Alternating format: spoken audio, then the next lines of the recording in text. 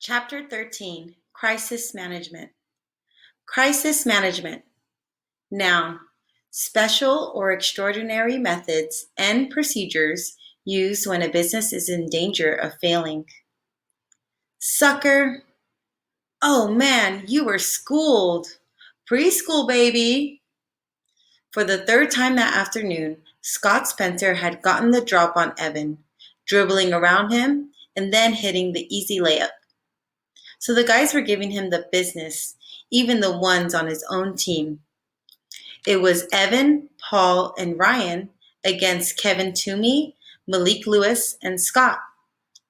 Evan wished that Scott hadn't shown up, but he had, and they needed the sixth guy for their 3-on-3 since Jack had gone home to ask his mom if they could all swim at his house. So what was Evan supposed to say? Anyway, Evan was 3 times the ball handler that Scott was, and everyone knew it. So it was all in fun. But it didn't feel like much fun to Evan. "What's up, man?" Paul asked. Evan dribbled the ball back and forth, left hand, right hand, and then through his legs. "Hey, it's hot," he said. "Yeah, it's hot for all of us," said Paul. "Get your game on, dude." But Evan couldn't get his moves right. He was half step behind himself, and every time he moved, the envelope slapped against his thigh like a reprimand. "Speaking of hot," said Ryan.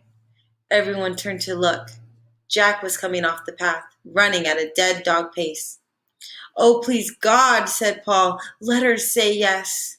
As soon as he was in range, Jack shouted, "She said yes!" "What's up?" asked Scott. "Jack asked his mom if we could all go swimming in his pool," Kevin said. "Hey, Jack," shouted Scott. "Can I come too?" "Yeah, sure," said Jack, who stopped running toward them and was waiting for them to join him on the path. Oh, great, thought Evan. But he wasn't about to turn down a dunk in a pool just because Scott Spencer would be there. Nobody wanted to go home for suits and towels. Kevin, Malik, and Ryan were wearing basketball shorts anyways, so they could swim in those. "We've got enough suits at the house," said Jack. "My mom saves all our old ones." At the house, Evan changed into one of Jack's suits. He wrapped his underwear and shirt inside his shorts and put the bundle of clothes on the end of Jack's bed next to all the other guys' piled up clothes. It felt good to drop the heavy shorts with the envelope stuffed in the pocket.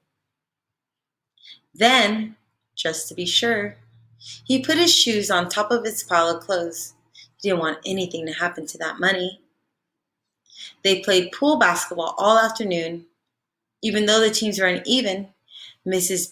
Garcia brought out drinks and cookies and chips and sliced up the watermelon. Every time one of them went into the house to use the bathroom, she shouted, "Dry off before you come in." But she did it in a nice way. Then, just when Evan thought the afternoon couldn't get any better, it did. Scott had gone into the house to go to the bathroom. A few minutes later, he came out dressed, his hair still dripping down his back. "I gotta go," he said, jamming his foot into his sneaker. "Did your mom call?" asked Ryan. "Nope, I just gotta go," he said. "See ya!" He ran out the gate. "Great!" shouted Evan. Now the teams are even, and they got back to playing pool hoops. Evan didn't think about Scott Spencer for the rest of the afternoon. He didn't think about Scott Spencer until he went into Jack's bedroom to change back into his clothes and noticed that his shoes were on the floor and his shorts weren't folded up.